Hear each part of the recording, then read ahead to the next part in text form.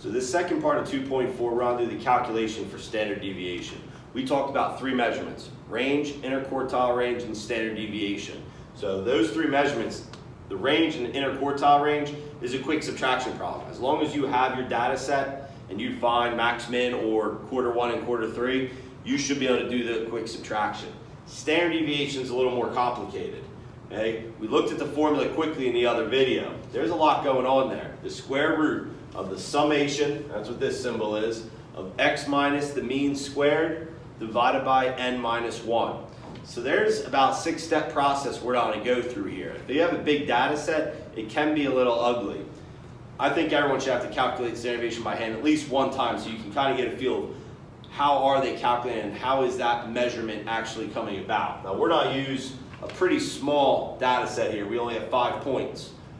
5, 7, 7, 8, 9. In steps, find the average, subtract the average from each score, square the results from number 2, sum the results from number 3, divide by n minus 1, and square root the results from number 5. Okay? So each one of these, it's all things you probably have done before. Finding average, adding, squaring. These are things that should be done. You just need to take your time, and depending on how big your data set's on, depending on how long it's going to take you. So let's go through.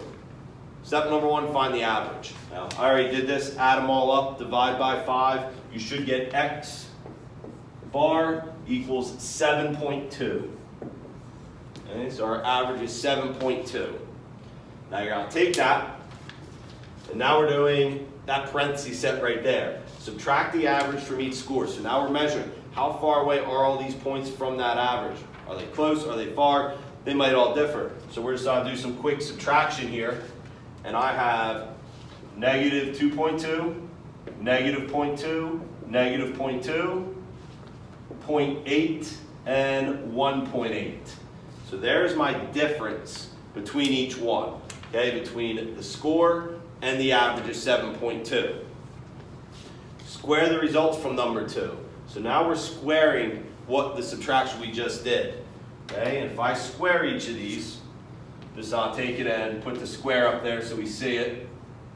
Square each one, and we get 4.84, 0.04, 0.04, 0.64, and 3.24.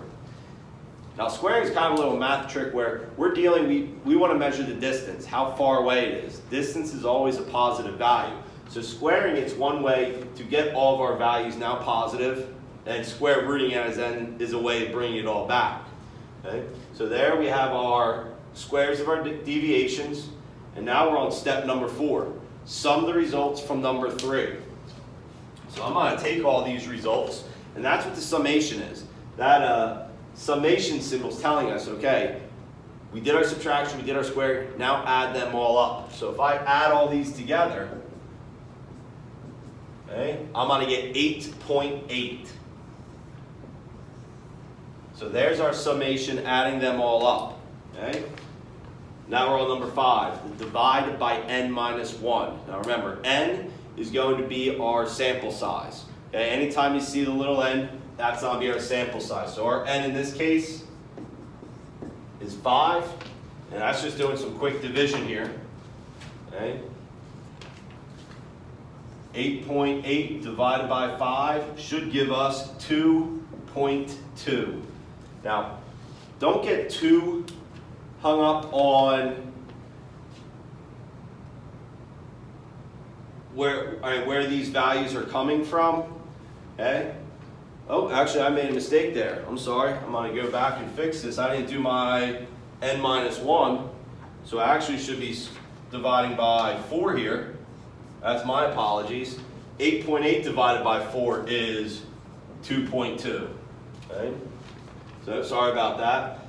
And what I was going to say there is, don't get too hung up on the n minus 1. Okay? That has to do with degrees of freedom, and we will talk about that possibly later on when we get into more of the calculations for our hypothesis testing and our test statistics for those. Okay? So we have 2.2 as our basically everything inside our radicand of the square root there. Okay, because the last step here now is square root the results from number 5.